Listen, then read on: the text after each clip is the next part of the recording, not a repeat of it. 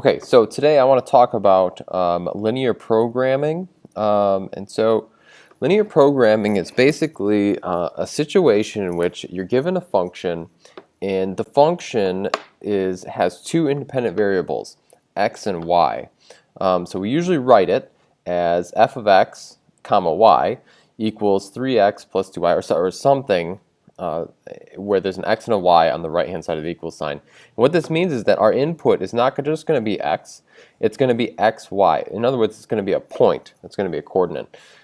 All right, so and we want to try in these examples to find either maximum or minimum values. So in this example, we want to find the maximum value of this function that's defined in two variables, x and y, subject to the constraints below. And so what we do is we give you some constraints, and they'll usually have one of these symbols. So that's not a great color, is it? They'll usually have one of these symbols, all right, to indicate that those are your set of constraints for the function. Okay, so what we do is we take and we graph each one of these. Okay, so you can see over here on the left, I have all of these graphed. Now, you could do the inequalities. In fact, maybe I'll drop them in there in a second. So you graph all four of them, and then we're going to identify the corner point. So, but if you do graph these as inequalities, so this would be greater than or equal to, this would be, less than or equal to. So less than or equal to, this one is going to be less than or equal to as well. This one is greater than or equal to. This one is greater than or equal to as well. And so what you end up with is you can see where all the shaded regions overlap is here. And so it's actually why we left them as equal, so we could see it a little bit better. But it's the region bounded by all of that, okay? And so if you were to graph this in your calculator, you get these set equal to y, and then graph them like normal. And this is the region that you get.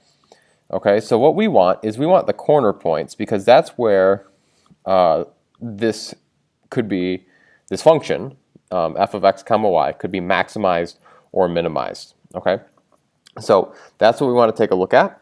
And so to do that, we are going to take all of our corner points, we're going to make a table, and then we're going to input it into the function, and we're going to figure out where the maximum value is. Okay, so here we go. Let's do that now. I want to look at this first corner point here, 0, 4.5. Well, actually, let's start with 0, 0. That's the easiest one to start with, probably. Okay, so 0, 0. What we're going to do is then take 0, 0 and plug it in here. So we're going to look at f of 0, comma 0, and that's going to be equal to 3 times 0 plus 2 times 0, and that's just equal to 0. So the value of the function f comma x, or f of x comma y, is 0 at 0, 0. Okay? Then we're going to take a look at the next point here, which is 0, 4.5. 0, 4.5. And we'll take a look at that one. So this is going to be f of 0, comma 4.5 here. All right, and then we're going to substitute this in. So 3 times 0 plus 2 times 4.5. And that's going to be equal to 9. All right, and then we're going to take, and we'll just go right around the corner, or right around the figure here. So we'll go 6, 3 next. When we drop in 6, 3, so f of 6, comma 3. I'm just going to do this real quick. That's going to be 18 plus 6, which is 24. So that's going to be 24. And then the last one here, we're going to do 4.50.